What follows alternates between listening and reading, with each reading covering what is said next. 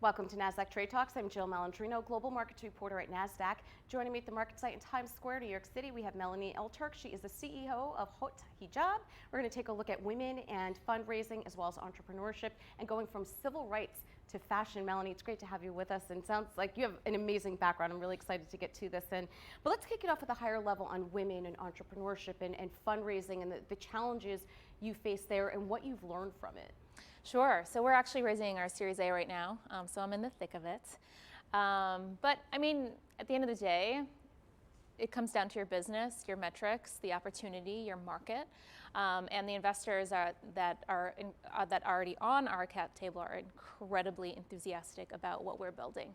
And so, you know, obviously being a woman, I won't really necessarily know what may be working to my disadvantage.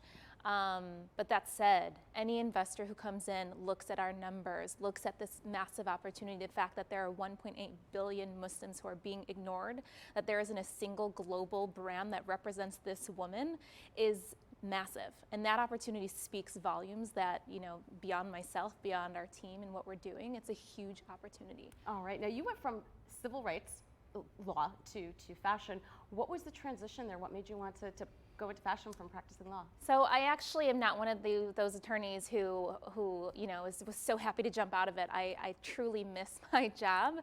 But that said, what I was able to take from the work that I was doing is really this social mission-driven purpose of elevating and instilling confidence in Muslim women all around the world.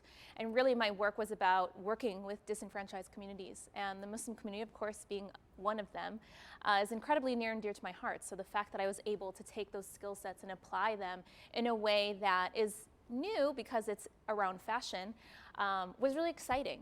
But I will say that if this component, if this purpose-driven mission was not baked into Haute Hijab, I don't think that I would have lasted as long as I have. Yeah, it's really interesting. You don't think about fashion or faith clothing or a movement such as this, and I mean, quite frankly, the material, the clothing is absolutely beautiful. The women are stunning as well.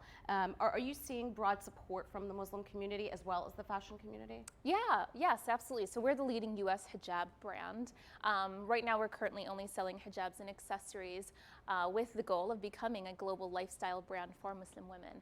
And our community is just so happy to have a champion and a voice that can speak for them, that understands them, the nuances, how hijab and our faith is so important to us in our expression.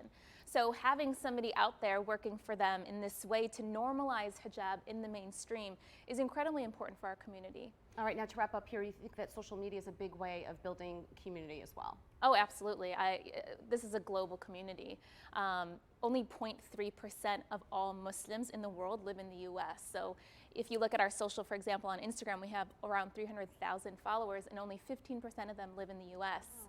So it's a global community. We all connect on social media because we are spread around the entire world. So it is the reason why we've been able to be so successful, and we're so grateful that we had these platforms to build this incredible company and what it is today. All right, Melanie, thanks so much for joining us at MarketSite. Thank you. And thank you for joining me on Trade Talks. I'm Jill Malandrino, Global Markets Reporter at Nasdaq.